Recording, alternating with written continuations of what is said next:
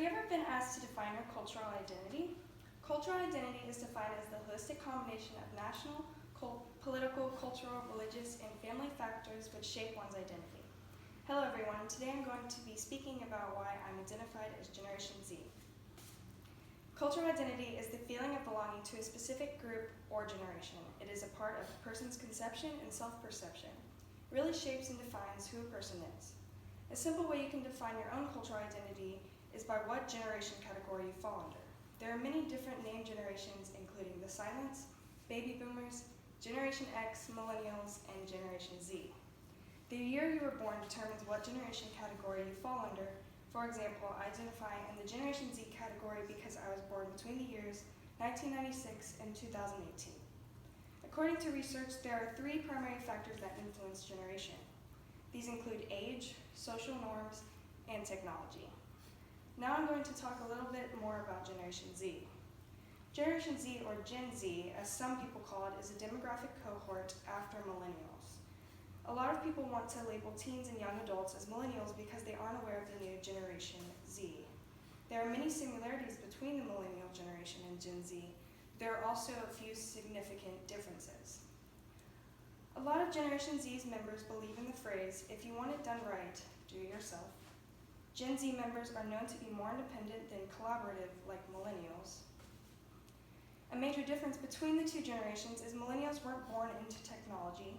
They learned about it and how to use it as it was being invented. However, Gen Z was born into technology. We didn't witness the rise of text messaging and Google, etc., but we were raised in technology itself. Sometimes Generation Z's people are labeled as screen addicts, which I fully understand.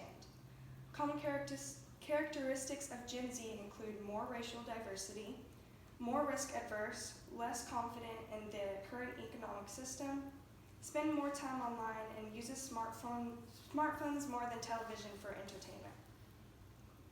Now I'm going to explain more about why and how I'm a member of Gen Z. I didn't choose to be a part of Generation Z, I was born into it. You can basically say I was also born into a world full of new technological devices.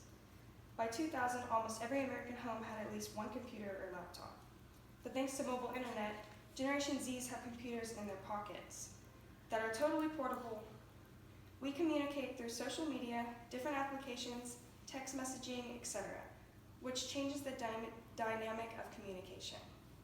According to research, 40% of Generation Z said working wireless connection or Wi-Fi was more important to them than a working bathroom. Every day I feel like I rely on my cell phone more and more. A recent study showed that Gen Z uses their smartphones 15.4 hours a week or more. We really use cell phones more than any other device because it can do everything a computer does, plus calling and texting, plus it is convenient and can fit in any pocket. Most of the Generation Z members are very young, mostly still in high school, and if not, they just graduated. Being so young, I feel like this generation still has a lot of learning to do. I'm 16 years old, so I fall directly in the Gen Z category.